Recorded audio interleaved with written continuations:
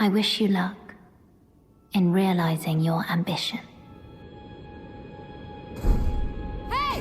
Hey everyone, it's BlueLizardJello and welcome back to Everything Possible in Elden Ring. Last time we acquired a new cookbook, we fought a pumpkin head, and we also met a strange-headed sorceress named Selen who is standing awkwardly right behind me, and she probably heard that. Today we have a bit of a trek. We're going to be traversing quite a bit of northern Limgrave. Now, one of the reasons why this episode took so long to come out is because I was originally going to now go down to the Weeping Peninsula, which is this landmass down to the south. However, I was convinced by several individuals, but namely the Grizzly Knight, you know who you are in the YouTube comments and in Discord. By the way, you should join our Discord.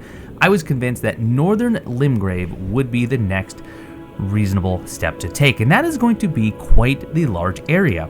So I'm not going to actually do a map this time, I'm just going to kind of trace it here.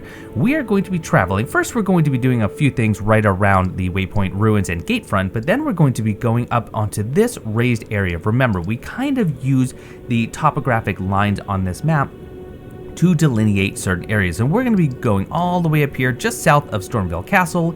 We're actually going to be going up to this NPC here, the Finger Reader Crone. We're going to be covering the Colosseum all the way over here, High Road Cave. We've already done that before, but that is in the ravine below this little plateau, and then we'll be circling back around, and that's the area that I hope to cover today. But before we begin our adventure, of course, let's take a look at our stats. There we are, level 24. If you want to see that for any longer, go ahead and pause the video now. For our equipment, we are using, only for right now, the Lordsworn's Greatsword. I have some Firebone arrows, fletched of course. For armor, I have the Vagabond Knight armor, which has been altered, the Foot Soldier gauntlets, and Caden trousers. I do have the Blue Dancer charm on. It has given me a very, very minor increase to my bonus to the Lordsworn's Greatsword. You can see I have plus 31 there, physical damage. Take that off, and I'm getting 29. So I'm only getting 2 points of damage because I am wearing quite a bit of armor. For my consumables, I have the Flask of Crimson Tears and Cerulean Tears. I did move this out of my pouch. Fire grease, I've made a few extra. Bone darts, I've also crafted some, and some holy water pots. And then in my pouch, I just have the Gold Pickle Foulfoot, Flask of Wonders Physic, which we will finally be finding a second knot for that since it does hold 2, and the Spectral Steed Whistle. Right, anyway, after that needless backstep, let's head outside, and we're going to be tackling the caravan. Now, while we fought the enemies before, we didn't touch the trolls, the giants rather, that were pulling the actual caravan. Oh, there's the Miranda Bloom just trying to do me in. And they are already way ahead of us because, well, I sat there and talked and they were already traveling. And that's actually perfect because what I want to show is an alternative way of getting the item that is in their treasure. So I have to do a couple of things first. Namely, I'm going to go and take care of this Caden warrior, hopefully quickly because there is another one joining. There we go, hop off. Oh, we actually killed him without even needing to do that. That's perfect. Let's take care of this one as well. But we need to completely whiff a few times. That was actually the smoothest I've ever done that. Of course, now he's actually in a precarious position. So I'm going to do a little stamp and upwards cut, perfect. Charge R2 to finish him off. And now, grab some unfortunate sliver of meat from the horse. So if you attack the giants, and if you kill one of them, the other one will take a knee, and it will allow you to then get the loot from the back of the caravan. But what I want to do instead, just so they're not in the way, I'm going to kill these enemies. And then, I'm going to show something that maybe some of you actually haven't seen before. And I'm going to hop back on Torrent because I need to jump up here. The front of the caravan does have collision, and if I jump up there, I can let the trolls, the giants rather, take me all the way to Gatefront Ruins, which is where they are bringing this haul, and that's what we're going to do right now. So get comfortable. This does take a minute, and I'll see you when we get there.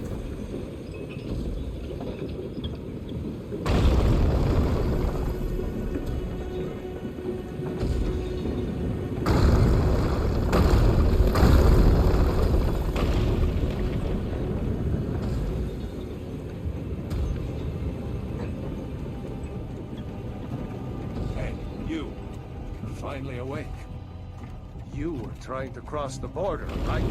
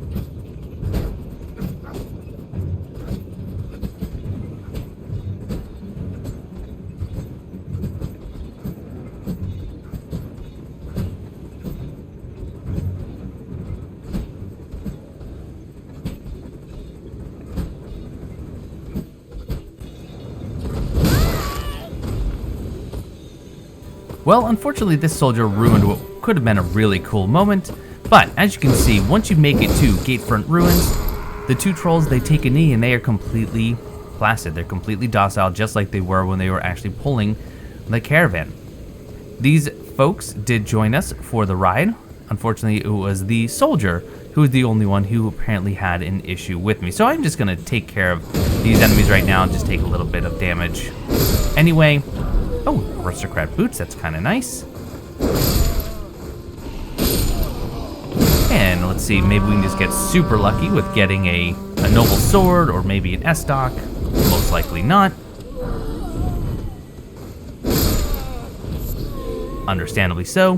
One more chance. There we have it.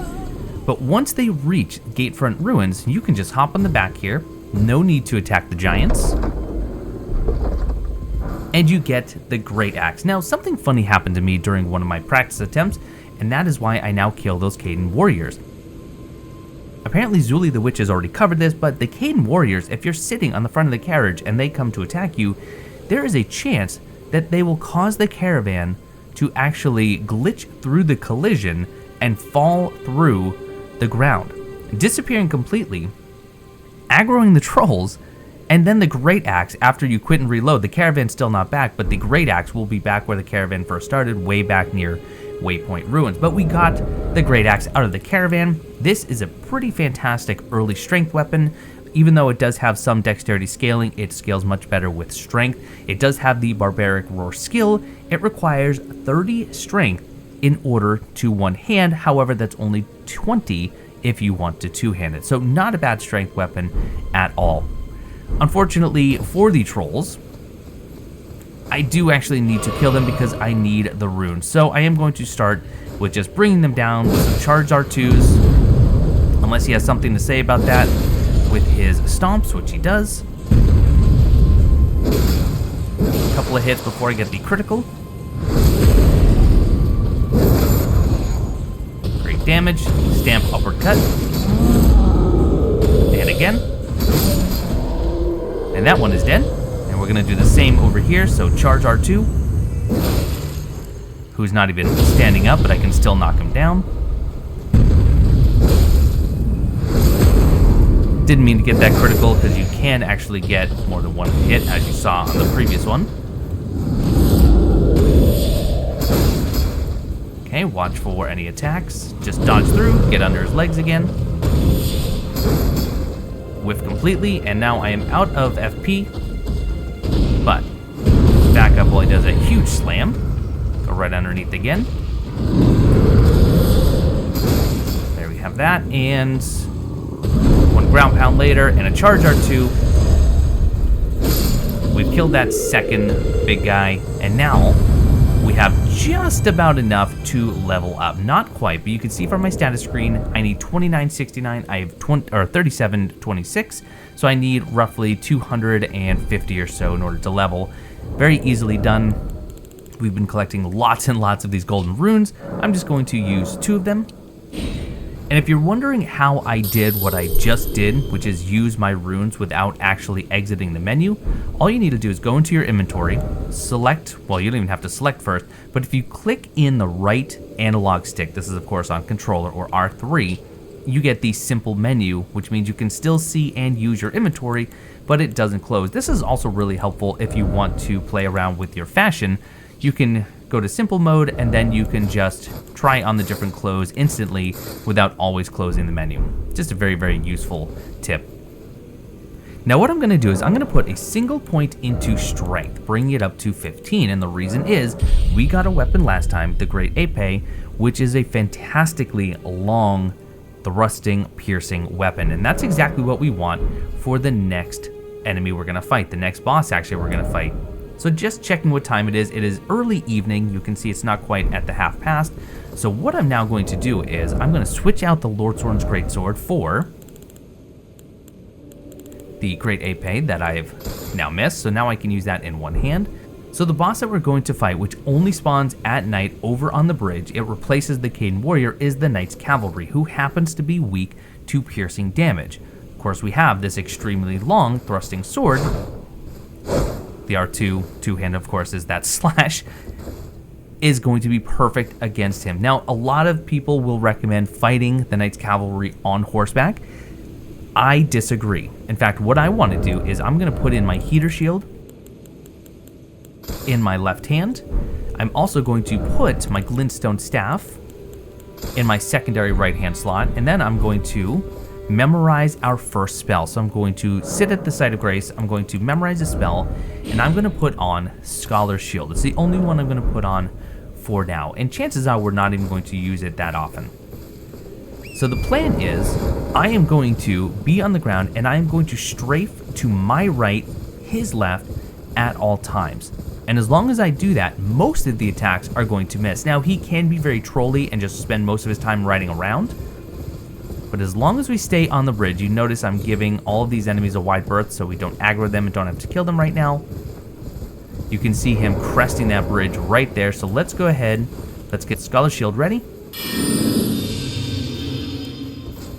Let's use a fire grease. And we're aiming, just like the Caden Warriors, for his horse, not for him. You can see there, completely negate all of his damage, and our stamina is not too badly hurt because we're using Scholar's Shield. But as much as possible, we're just going to go to the right. He's not giving us any opportunities to attack right now. This is perfect though. There's 2 hits, 3 hits. You can see we are hitting him as well, but we're just targeting him. Another 3 good hits. And just strafing. Gotta love when the horse does that rear up move. It's one of the best ones you can punish. And again, all we're doing is circle strafing. Good damage. And again. And as soon as the horse is nearly dead, then we're going to prepare to hop off, just like with the Cadence, and get a critical on the Knights Cavalry. Now, our Scholar's Shield is already worn off. I could take the time to reapply, but we haven't even needed to block much. There's one. Okay, our fire grease is also up. We'll reapply that here in a moment. And again, all we're doing is just circle strafing. This is, in my opinion, much easier, much safer than doing this on horseback. Okay, I'm going to reapply the fire grease because he is about to fall. In fact, we can just force that. Oh, there's the critical. I was worried we weren't going to get it. I am going to two-hand really quickly and get a nice impaling thrust to start it off. And another one. Okay, and you know what? Just for fun, kill him with a single bone dart. And that's the Knights Cavalry. Not too bad at all. 2,400 runes, and we get the Ash of War repeating thrust. No enemies here, so let's just warp back to Agil Lake North. And let's talk just a moment about that new Ash of War that we just got. So if you take a look at repeating thrust, you can see that it adds the keen affinity, just like the Unsheath, which means that it's going to get more of a scaling bonus from dexterity than strength. And it says that it's usable on all armaments capable of thrusting with colossal weapons accepted. This is a little bit misleading, and I had to really look into this to find out why exactly it was misleading. Even if the weapon isn't capable of thrusting, if the weapon category has some examples that allow for thrusting, it works. For example, the Lord Zorn's Greatsword, it doesn't have any sort of thrusting ability. It does claim it does piercing damage, but none of the movesets, and I've tried them all, are capable of thrusting. However, daggers, straight swords, great swords, katanas, twin blades, thrusting swords, heavy thrusting swords, spears, great spears, and halberds are all the categories that this will work on, as long as the weapon in one of those categories is capable of having its skill changed. Now, why I like to get this one now is because if we rest at the site of grace and we change the Ash of War on the Great Ape to the repeating thrusts, and I'm still just keeping it standard, let's go practice on this large soldier right here, this captain. And you can see just how effective this is. Now, I'm sure we're going to get the whole camp after us, but this is just for demonstration purposes.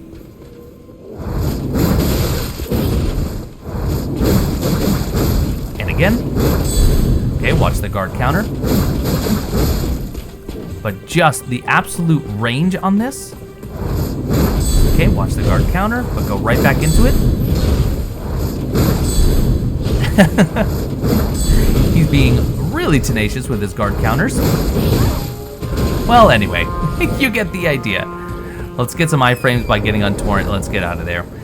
The range and the extremely fast attacks with the Great Ape, coupled with a shield that has no skill on it, meaning you can still have your shield out and use the Ash of War on your Great Ape, it can be an incredible maneuver. Right, well, that being said, we're actually going to, so we don't have to run past them, just warp over to Gatefront.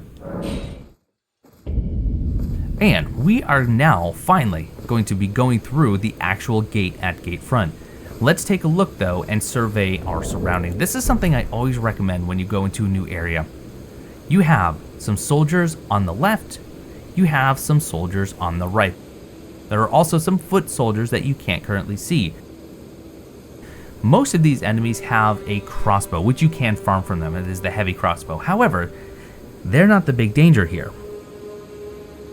Up above, we have another troll. And of course, that troll is going to drop down as soon as we get onto this path somewhere close to the middle.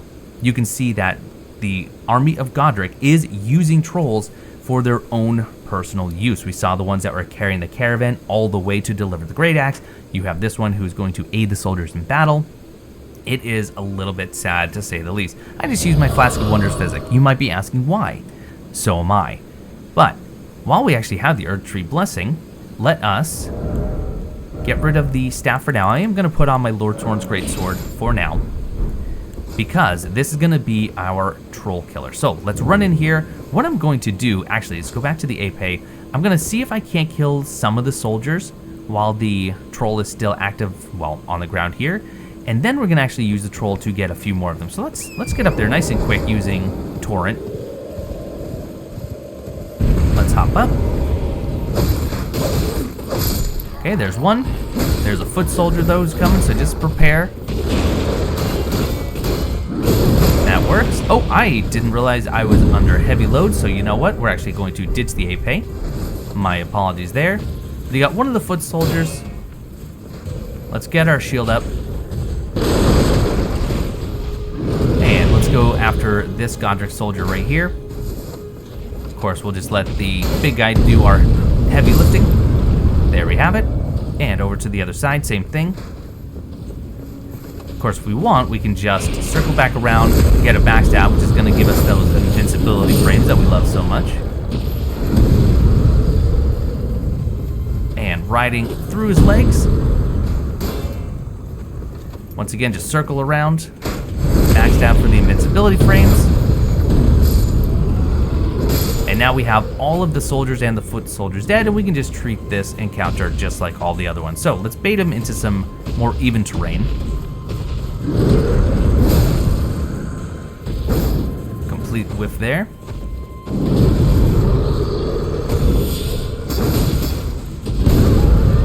Unfortunate. Even more unfortunate. Let's go ahead and heal up to play this safe. Don't like when it's uneven terrain like this. Okay, he hasn't fallen because we're giving him too much time in between attacks, but there we have it. Get a couple of quick attacks, and then critical. He should be pulling out his sword, which is going to give us enough time to finish him off, hopefully. Okay, just be wary of the slam from the sword, but a charge R2, and he is dead. 1,000 runes is ours. Grab a golden rune that came from one of the skulls, and of course we get our flask recharge anyway. And now we can do just a little bit of looting. Corpse here in the middle is going to give us a lump of flesh. Over here, golden rune level 1. Did anyone drop anything else? It doesn't look like it. Kind of a quiet... Oh, actually we did get one set of bolts here. Riding up here, it's not quite an ambush, but you do have one soldier in the middle who is going to blow his horn. And is going to attract just a few more, but that is okay. In fact, just because the troll is now dead, let's bring out the Ape again. And let's go ahead and two-hand, and let's kill him nice and fast. With repeating thrusts. I do love this skill. Even enough to break their guard. And back up. Oh, we got a glowing eyed one. Now he just got some hyper armor there. Certain weapons and certain attacks within those weapon classes will allow the enemies and you as the player character to gain additional poise during that attack, meaning you won't be staggered during the animation. Hopping on Torrent, there are some early flowers and some herb along the way, but grab this golden rune one, we get our first golden seed, unless of course you started one as your starting gift. This item is incredibly useful. It increases your sacred flask number of uses. Now, as you collect more of these and use these, the number of golden seeds needed to get an additional flask does increase as well. Golden seed found at the base of an illusory tree.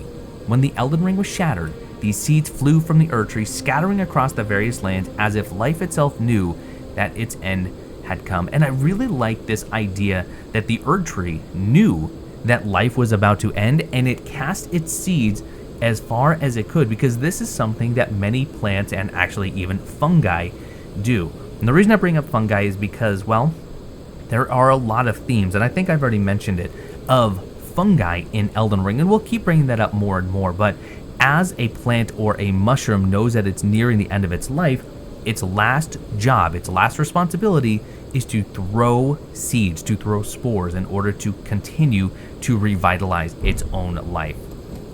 So we need to use this at a site of grace, and we can do that right up here. But before we do that, as we walk slowly, it's getting very windy here.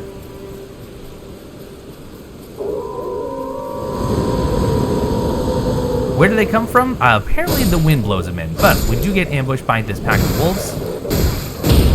And we are about to die from this pack of wolves. Let's get back on Torrent. Heal up. Heal up, I said. And just one more. We should be able to get some thin beast bones out of this. There we have it, perfect. There is a familiar sight. Here is the site of grace. Let's grab that. Let's increase our number of flasks.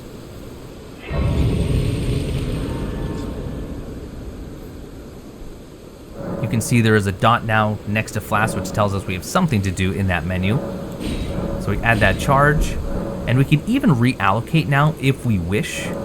We could use 4 of the Crimson and 1 Cerulean, or we could change it however we like. I'm going to stick with 4 and 1 for now. When we start to use more skills and whatnot, we will happily change that out. But for now, that is enough. Before we talk to that wonderful individual in there, let's hop up here, get a Stone Sword key. We will start to use these very, very soon. And now, let's meet Rodrigo. Everyone's been grafted. Everyone who came with me. They crossed the sea for me. They fought for me. Only to have their arms taken. Their legs taken. Even their heads taken. Taken and stuck to the spider. Did you know? If you're grafted by the spider, you become a chrysalid. It's quite a lark when you think about it. When you first talk to her, you get the sitting sideways gesture, and we're already starting to learn a little bit about her. She's obviously not from this land. She came with several other individuals who actually came because of her, but now they've all been grafted. Their limbs, their head even, have been grafted to the spider, and now they're considered chrysalids, which is simply an organism inside of a chrysalis. Now, when you think of chrysalis or a cocoon, you think that something is going to emerge on the other side, something typically very beautiful. That is not exactly the definition here. This is simply a part of another larger organism. Not really a symbiotic relationship, definitely more reverse parasitism, but we'll talk more about that when we start talking more about grafted. You're all on your own, are you? And heading to Stormvale Castle? Enticed by the one in the white mask, I suppose. Oh, you've come to be one with the spider? Well, that makes us 2 peas in a pod. But I don't have your courage. It's scary, you know, having your arms cut off. Or legs. Or your head. I want to be like everyone else, but I'm just too scared. I'm nothing but a craven. It's scary to have your body parts removed. Wise words from Rodrigo. Oh, I know. Can you take this little one along with you? She gives us spirit jellyfish ashes, which is not just what it seems. Yes, it is a spirit summon. We'll take a look at it here in just a moment, but there's a little more to it with its own story. No, I won't go into it now. The poor thing deserves someone braver than myself. And the spirits look rather fondly upon you. It'll be glad of your company, I think, the little un. By the way, this encounter with Rodrigo is completely optional. If you miss her or just skip her entirely, you will have a chance to complete her quest later on and still reap the rewards, even if you skip this entirely. She will be at the round table hold after we've actually, well, gone further than this in the story. It was a pleasure to see you. Oh, can you pass on a message for me? If you see the little chrysalids in Stormhill Castle, tell them I love them. And that, despite my craven heart, I'm sure I'll be joining their club soon enough. I'm finally getting the hang of this whole pain thing, you know. So Rodrigo is an interesting character, and through further dialogue and some of the items that we get from her or that are related to her, it seems that she is of nobility. She does come from royalty of some sort. She has never seen grace, which is very common with Tarnish. In fact, we're one of the first Tarnish in a long time to be able to see grace, which are depicted by these lines from the actual sites of grace. It is leading us ever onward. She does mention, however, that she was called up here, or enticed to come up here, by the one in the white mask, and that of course is Whiteface Vari, who we met just outside of the tutorial area. Why was she heading to Stormhill Castle? It seems like she was on a quest to actually kill the heir of Stormhill Castle, but unfortunately, all of her compatriots at this point have been, well, dismembered and grafted onto the spider. But again, more on that as we actually encounter more about Rodrigo later on. But let's take a look at the Spirit Jellyfish Ashes. It requires 31 FP to cost, and it summons a Spirit Jellyfish, a floating spirit that illuminates its surroundings. Prone to tears, the jellyfish girl searches for her distant home, will bravely spew poison at foes on her summoner's behalf, and this is just like the Spirit Jellyfish we've encountered. It will spit poison. It can also do kind of this ramming attack, which is not very effective, but the poison against certain enemies and even bosses early on can be really effective. But it seems her name is Aurelia. This spirit actually has a name, and just tuck that away for quite a while, but we will be returning to who this is and why that's important significantly later on.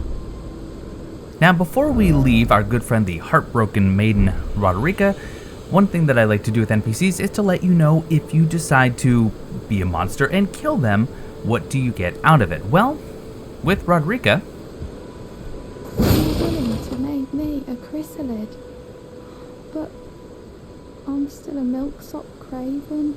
I can't even govern myself to step beyond the bounds of this ward. Please. You're only wasting your strength. she is actually protected from harm. Even just trying to roll into her, that ward will appear. But please, I'm not ready. Or are you like me? You're so far out of your mind with fear. You've divested yourself of all reason. Please stop. Even if you persist, your fear will not abate. But she is just such a gentle soul that despite us trying to attack her, A pleasure to see you. Did you? she has absolutely no ill will towards us whatsoever. So, one last thing that I want to touch on before we move on to the next area is the idea of upgrading weapons. So if we take a look at our inventory, or at least my inventory, I have 23 smithing stone level 1s. Now, this is nearly enough for 2 plus 3 weapons, which we can do ourselves over at the anvil at the Church of Ella. One more stone would allow us to get those +3 weapons. So why haven't I? And I'm getting comments and questions on this fairly regularly, so I wanted to address it actually at the beginning of this video. I just kind of forgot. And the reason is simply I want to show that in the early game, 2 things. Number 1, smithing stones, even though they have added several merchants or they've added stones to several merchants' inventory early on, they're still somewhat precious. You can farm them from certain enemies, like the Godric soldiers can drop them, the imps in the catacombs can drop them, but they can be a little bit tedious to farm, and so they are kind of precious. So until you know which weapon or what weapons you want to actually upgrade, I do suggest holding on to them at least for a little bit. The other is I want to show that you don't necessarily need to rush to become incredibly powerful through your weapon upgrades, through your leveling, in order to complete Elden Ring. Now, we are going to be doing upgrading probably in the not too distant future, but early on, just playing around with different strategies and different weapons is going to be enough for us to continue on with the content. Right, so we are done with this side of race. We're going to hop on Torrent. I'm going to ignore these wolves that drop down from the sky here. There we have it. And what we're doing is we are going to be heading on this little plateau over here, the one that actually goes right above Gatefront. We're going to be aiming for those crucifixes right there. This field, by the way, is the best, hands down, early game farm for thin beast bones. You have a lot of sheep, and just riding through and just giving some quick pokes. You never even have to get off Torrent.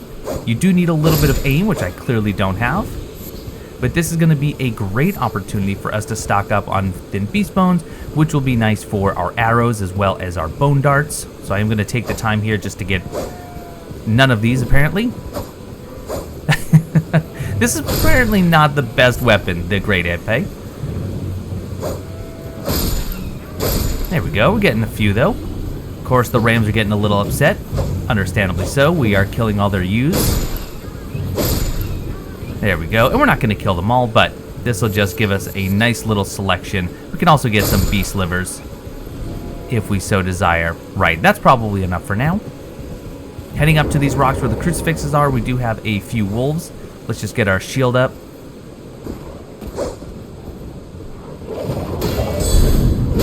And nothing a little guard counter can't handle. So we have the troll there. That is the one that dropped down on us during that ambush. Oh, okay. Well, I wasn't going to kill you, Ram, but you followed me. That troll is the one that dropped down on us in that ambush with the other soldiers just inside of Gatefront. There are some rune fragments, possibly sanctuary stones. That is one of the rare items that it can be. But there is also an item right there on the ledge. We're going to circle around to get that after we tackle that other side. But for now, let's go and kill some more of these wolves, which can also, of course, drop our thin beast bones if we need some more. Oh, that was unfortunate. Over there, we have another Everdale. This is the second one. Remember, we actually found one a few episodes ago, the Forlorn Hound Everdale. We'll be tackling that in a few parts from now. But this one, however, the Stormhill Everdale, is a significantly tougher challenge. And we're not going to be tackling that right now. So instead, what I'm going to do, something I should have shown a little while ago, is we're going to mark this. You can see in the bottom left, if I hit square, I can pull up markers. We have 100 that we can place of various types. It's really, really nice. So you can just make sure that you know why you left a marker there. So for me, I'm going to put a skull here to indicate this boss that we're going to have to come back to. I'm also going to go over here and put one along this trail because we have the tree sentinel that we haven't killed. And just while we're at it, might as well put one right on top of that Everdale as well. So if you do want to take it off, just make sure your cursor is over it, and you can just hit the place marker again, and that will delete it. But let's leave that for now. You can also do this if you think there's an item you want to circle back around to, but you haven't gotten just yet. Now with these towers right here, there actually is, I don't think you can see in these windows. No, but there are a couple of soldiers in there. There's a chest, and there's also going to be a Caden warrior who patrols through that doorway. So we want to try and get a sneak attack on him, but you can hear the twinkling just below me. There is a teardrop scarab right there. So if you run low on flasks, you can absolutely just knock this teardrop scarab down to get your health flask refilled. But we're going to wait on that Caden warrior. So now you can actually get a better view. You can start to see that one soldier. One is going to have the standard longsword, one is going to have a great sword. So we're just going to start running up. Now, we might not get the backstab just because he does turn around pretty early. Oh, I think we're good. There we have it. I'm going to switch to two-hand. If I had a shield, a shield with no skill, I wouldn't have even had to do that. But very easy with the repeating thrust to get the kill. Hey, we got the gauntlets, very nice. And once again, absolutely just decimate. So he got a little bit of power armor there, but we were fortunate enough that we could actually get right through it. Hey, we got a smithing stone, so that is enough now for +3s. And over here in this chest, we have the Arrow's Reach Talisman. The Arrow's Reach Talisman is a very, very interesting talisman. If you take a look at it, it says that it increases bow effective range. It doesn't tell us exactly how much, but it does just that. It will increase the distance that our bows are effective. Bows and crossbows, they have two different distances to consider. One is how long you can fire an arrow before there is 0 damage, but it also has a distance which will actually diminish the attack power of that arrow. The Arrow's Reach Talisman is going to increase those distances, so your longbow can shoot even further. Your short bow can shoot almost as long as a longbow, but it doesn't stop there. There is actually more to it. It can actually increase the lock-on distance and the casting distance of some spells like Rock Sling. It can also affect Ambush Shard. It affects some Ashes of War like Beast Roar. It affects your Kukris. There's actually a number of things that are affected by the Arrow's Reach Talisman, definitely worth playing around with. We will certainly be making use of this when sniping is going to be in our best interest. Heading back outside, we do have a few more wolves here. If we go over this way, typically that one up top will drop down. I'm going to get my shield back out since I can poke right through it. If you wouldn't mind. I don't want to fall off. There we go. More thin beast bones. There we have it, great. So we don't really need to get this scare, but I think I will simply because I just topped off that small amount, but I do have some bone darts here, which we can craft several more of.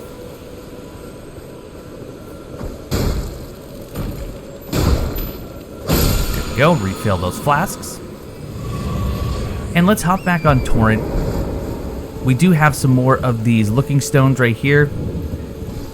There's the indication that we're at the Stormhill Everdale. We have some birds over there if you wanted to try and get some more feathers. Since I do have some sheep right here, I think I will just get a few more. I do love crafting arrows instead of buying arrows. I guess I'm cheap like that. Anyway, that's enough.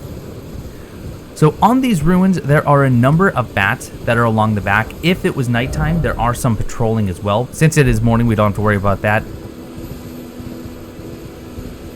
There is a golem, however, that's going to come up just in a little bit. But first, let's circle around back. I'm actually going to switch back over to our Lord Sword's Greatsword, just because I like the swing that it has.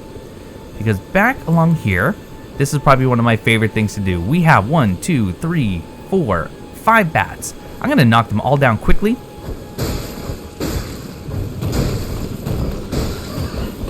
There we have it. And then, as they're writhing in pain along the ground, we can just kind of take our time and kill all 5 of them. And back here, the reason we come back is there is a single Arteria leaf. Again, one of those non-respawning plants that we've seen a few of. And now, if I can make these jumps, we are going to be climbing up these ruins. It's a rather odd item that we're going to collect up here. Torrent makes this a lot easier. Grab some rune fragments. But over here on this corpse, we get the crossed legs gesture. You would almost think that this is something important, something that would be used in a quest. It's not. It's simply a gesture that is atop the ruins here. Okay. So over here, this is where the golem is. Let's go ahead and take him out, just like the guardian golem that we fought in High Road Cave. We're just going to focus on the ankles, and then as soon as he's down, we need to attack the weakness, the critical spot, which is his chest. And with this sword, especially because of the critical modifier, he's going to go down extremely quickly. So as soon as he starts coming up, we're just going to do some charge R2s. He's already weak, you can see that. And we just run up there. Very easily get that kill. So we get over 1,000 runes for it. Now, the golems can drop a weapon called the Golem Halberd. Unfortunately, this golem in particular doesn't respawn. I don't know if this one in particular can even drop that halberd. Let me know in the comments below if you've ever gotten one from this one. However, there are some that we can farm later on. Now we're going to be heading over to the west here, actually southwest because I already ran past it. We have another one of these Hemicycliums. Remember, we talked about those ad nauseum. Hopefully you learned a little bit of something there, but just like the previous one that we found, we do have a Starlight Shards, which is weird to say we have these Starlight Shards when it's really just a single item. Got a flight pinion there. But remember, that can be consumed to recover your FP, but it can also be used as currency later on with a particular NPC. Now we're going to be heading up into an area that I would imagine several people have missed out on. I know I did originally. There's a few crafting items you can collect along the way. But we're heading up into this northwest corner, just to show you on the map exactly where we're at. So we've covered this area right here. We're going to be heading into this dark forested area.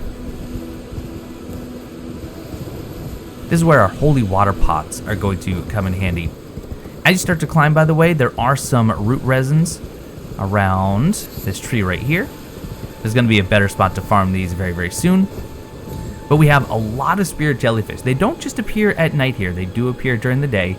They are not hostile, so as long as we're careful, we're not going to aggro them, except when we get further to the east, there are a trio of already aggro jellyfish, and it will spread like a disease to the others. So I'm going to hop off Torrent now, and we're just going to ride or run around through these gravestones, and as soon as the skeletons start to pop, just the one so far, there are a few of them that are going to come up. Here's one. I don't want to hit the jellyfish. Now, of course, you don't have to use a holy water pot, but this does keep them from resurrecting, which is very nice. So we have another smithing stone level 1. And as I use my holy water pots, I am going to continue to craft more, because we do have a few. Just remember, it does take some FP. Nice, easy, clean kills with no resurrection. No drops just yet. You can get their shield, and it is a beautiful shield. I don't know what the drop rate is. I've never gotten one, but I have seen pictures of it recently. It is something that I very much would like to farm in the near future. Make sure I'm not being followed. There is an owl up here if you need another slumbering egg.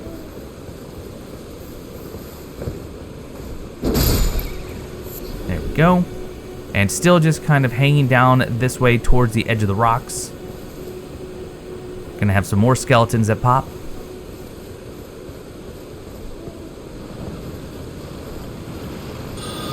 Didn't even wait for him to be targetable. And before we're in danger, let's go ahead and craft some more holy water pots. We do have plenty of those tarnished golden sunflowers.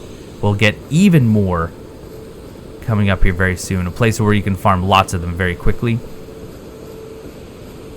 Okay, looks like we've been taking care of most of those.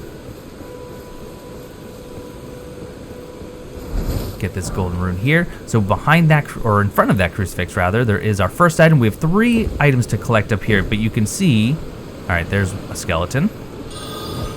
We'll deal with you. Another one popping up right now with the shield. Those jellyfish right there, they are already aggressive, and they are going to cause the other ones to become aggressive if we give them the opportunity. So first, let's go in front of this crucifix. Let's grab 3 blood roses. Let's actually take a look at the description of the blood rose. Hopefully they're not aggressive. I thought they might be. Particularly beloved by those who serve the Lord of Blood. Glory to his inevitable reign. This is the first time we've heard of the Lord of Blood. But the blood roses, which we can farm in an area not too far from here, they are used to craft cursed blood pots, bloodbone bolts, blood grease, bloodbone arrows, and of course the fletch variety of those arrows. But you can farm them very, very easily. Now, I do want to actually go get this golden skull, or this golden rune from the skull. Let's grab this. And holy water pots. I am out of the pot, so I am going to just have to take care of him the old-fashioned way, which is fine. Of course, wait for him to start glowing on the ground. There we go, and just to be on the safe side, let's craft some more of those. I am out of the sunflowers, that's alright, we're gonna get plenty here soon enough. And now let's head back up those rocks, because we're going to want to grab these items and then get out before all the jellyfish become aggressive. So here we have the Godric Soldier Ashes.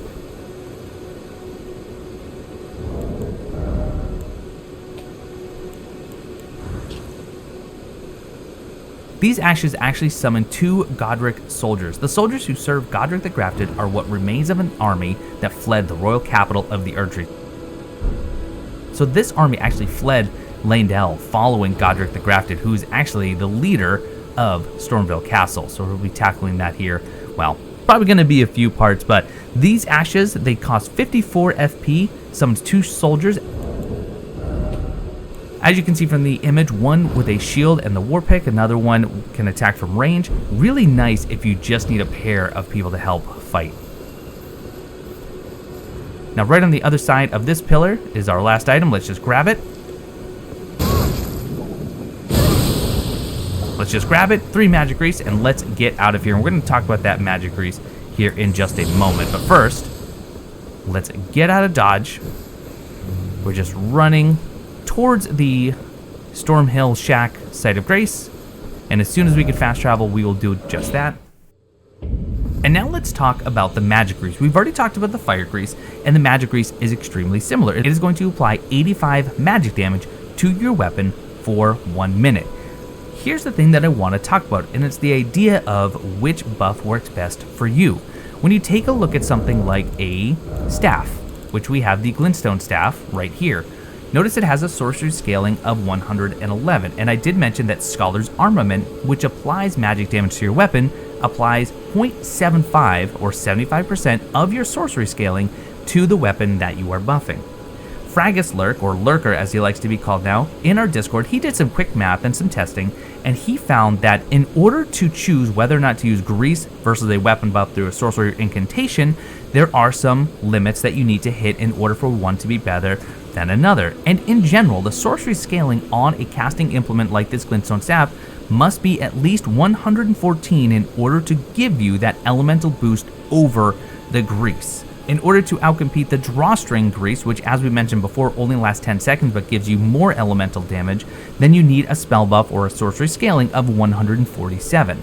So if you are going the faith or intelligence route and you notice that your casting implement has the scaling of 114 or 147, you're probably better off using those as opposed to using grease. The nice thing about the grease though, you don't need to invest anything into intelligence or faith in order to get those bonuses. As we continue this episode, we probably aren't going to make it as far as I'd like, but what we're going to do is from the Stormhill Shack, we are going to be following up here under this divine bridge. We're going to head up to this NPC, the Finger Reader Crone. We're actually going to get just past this broken bridge, and we're going to start making our way over to this, well, it's a Coliseum. I don't know how far we're going to make it. I'm just going to keep an eye on time. We'll find a nice natural break, but for now, let's just hop on Torrent. We do have a few soldiers along the way that we can take out. And the nice thing is, using the charged R2, we can just drag our sword right through and get a few hits. Same thing here. And once again, just drag it. Almost got that one dead. There we have it. Perfect. And what did we get? We got 5 bolts. There are a few archways underneath this divine bridge. Most of them do not contain any loot, but what I want to do is actually ride up this path and show you that that teardrop scarab, it does contain an Ash of War. We're not going to go for it just yet. To me, it's a little bit of a trap. If you go for it right now, which does contain the Wild Strikes Ash of War, there is a ballista right up that way because that is the entrance to Stormhill Castle, and it is a bit of an ambush. We'll be tackling that when we finally get to the stage where we will be going into Stormhill Castle, but for now we're just going to actually go under this last archway right here. We can grab some rawa fruit and some mushrooms. Over here we do have some more bats that are just perched underneath the arch right over that item we want to get. So again, we're just going to use some bone darts, and just 1, 2, and 3. A couple of quick swings to finish them off. Grab ourselves a lump of flesh, back on Torrent. And we're going to be heading over to this bridge. There are some crafting materials around these rocks. There's really nothing else to collect. But let's give a listen to the Finger Reader Crone, an interesting character we'll run into a few times, and we'll talk more about them when we encounter them a second time. You, please, I can read them. Your fingers, please, your fingers. Oh, bless you.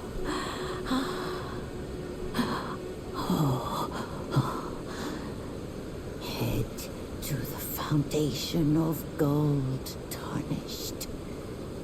Traverse Rea Lucaria, glintstone eventide, and reunite the half-crescents at the grand lift. Oh, but the bridge is collapsed and cannot be crossed. Only, why should that matter? Stormvale Castle still stands tall. So she gave us a lot of paths that eventually we're going to be on. She talked about the Foundation of Gold, Rea Lucaria, the Glintstone Eventide, and the Grand Lift. And she said, oh, but the bridge is broken, which in fact it is, but Stormvale Castle still stands tall. What she's saying is you need to go through the castle in order to continue, but that's not actually correct. If you head towards the end of the bridge, yes, it has been broken, but you can still hop down and actually completely bypass Stormvale Castle to get to the next area, which is Liurnia. We're not going to be doing that, but I do want to show where this path is, and we are going to at least hop down to get that teardrop scarab we see in the distance. But first, over here in this corpse, we get the Nomadic Warriors Cookbook number 7. Let's take a look at that. So the Nomadic Warriors Cookbook number 7 gives us soft cotton, stanching boluses, and the rainbow stone arrow. We've seen the stanching boluses before. That is something that we can now craft, and that will reduce our blood buildup. But soft cotton, it does two things. It eliminates fall damage, provided it is a survivable fall. It doesn't increase the distance that you can survive. That is locked at 60 meters. But if it is less than 60 meters and you normally take fall damage, the soft cotton would allow you to eliminate that fall damage. It also reduces your footstep sound, so it makes it easier to sneak up on enemies. And then the rainbow stone arrow, a really cool arrow, something that's very, very cheap to make. It looks neat because it's essentially putting a rainbow stone at the end of your arrow. It does very little damage, but it does have its uses. There are certain enemies that can turn invisible, and if you can hit them with a rainbow stone arrow before they turn invisible, you will continue to see the arrow, meaning you'll know exactly where they are. It is similar to in Dark Souls 1 using a throwing knife or an arrow with Priscilla the Crossbreed in order to track her when she's invisible. It also looks really cool with a certain ash of war called the Rain of Arrows. Now we're gonna hop down here. This is a one-way trip. We can use our fast travel, obviously, which is exactly what we're gonna do, but for now, let us just head over here. Let's take care of this teardrop scarab. I'm gonna completely miss, there we go. Don't worry if you accidentally knock the scarab off.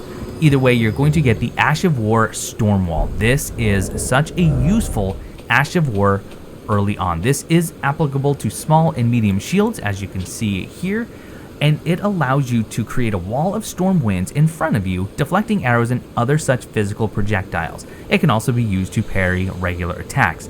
The reason why I think this is so good, despite it costing 3 FP, unlike a parry which is free, it actually increases the number of active window frames for your parry. What does that mean? Effectively, it is now easier to parry if you put this on. It is especially useful on medium shields. Medium shields have a smaller parry window than small shields. It has a smaller parry window than the buckler. But putting this on a medium shield like our heater shield will actually give us active parry frames almost equivalent to the buckler parry, which is really, really good this early on. If you want to learn how to parry, starting with the Ash of War Stormwall is a great idea. It's almost like having training wheels. Now, the frame data actually comes from several people who did some research. I found a Reddit user by the name of Clarity in Madness who has a great research, I will put both their chart and their write-up on Reddit in the description below. Take a look if you want to see exactly what they came up with. Right, let's just grab some more thin beast bones. If we were to continue up that way, that is how we can skirt Stormvale Castle and go right to Liurnia. There are a few things along that path. We will tackle that another time, but not before we hit up Stormvale Castle. So for now, we're just going to warp back to Stormhill Shack. And we don't have a whole lot of time left, so we're just going to do one small loop. So we're going to head back up here. I'm not going to fight these soldiers. Just going to give them a nice wide berth. Nothing more underneath these archways. There are a few more man-bats that you can fight, like those trio right there. But what we really want to do is there is a troll. You can see him right there that is guarding something fairly useful. And we do want to go and take care of that. So let's just hop down. Might want to grab some crafting materials along the way. Just carefully making our way. And he's kind of on this little outcropping. You can, of course, go further down that way, and we will. However, due to time, we're just going to take care of this troll and likely call it a part there. You can see that shiny up ahead, which is what we want. So I'm just going to start with a stamp. Try to get out of that way and fail miserably. Okay, he's going to roar, which is great, because then I can just knock him down. As usual, try and get a couple of hits in before you get the critical. You do have quite a long time while they're down. And hopefully he's going to pull out his sword, so let's just do another stamp. And he is indeed. Nice charge R2. And dodge through. Keep walking towards him. And I'm going to play this one incredibly safe because I kind of goofed. Alright, he's going to do a big combo, so let's just let him finish that out. He's almost dead anyway.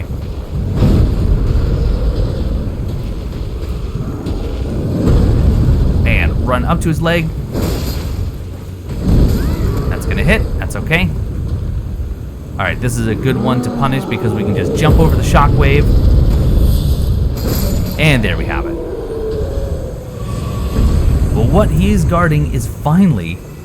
Oh, grab that arterial leaf.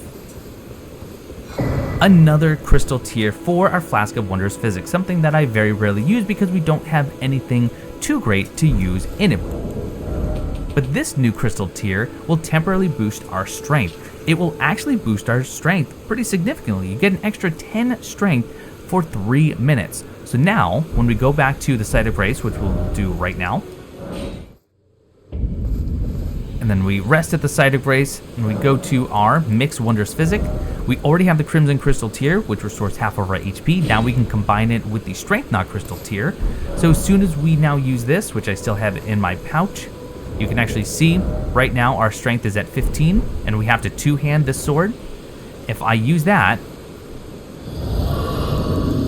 notice my strength is at 25, and now for 3 minutes, I can actually one-hand the Lordshorn's Greatsword effectively.